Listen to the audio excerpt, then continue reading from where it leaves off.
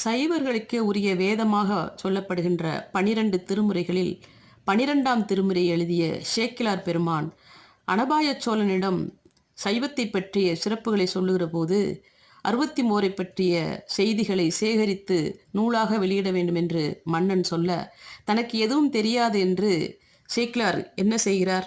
நடராஜர் வீட்டிலிருந்து அருள்பாலிக்கின்ற தில்லைக்கு வந்து நடராஜ பெருமானுடைய வேண்ட நடராஜ பெருமான் எடுத்து கொடுக்கின்றார் அழகிய அடியினை.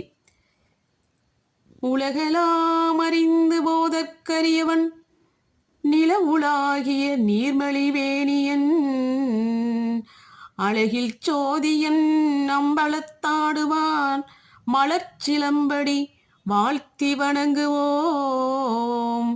மலர்ச்சிலம்படி வாழ்த்தி வணங்குவோம். திருச்சிற்றம்பலம்.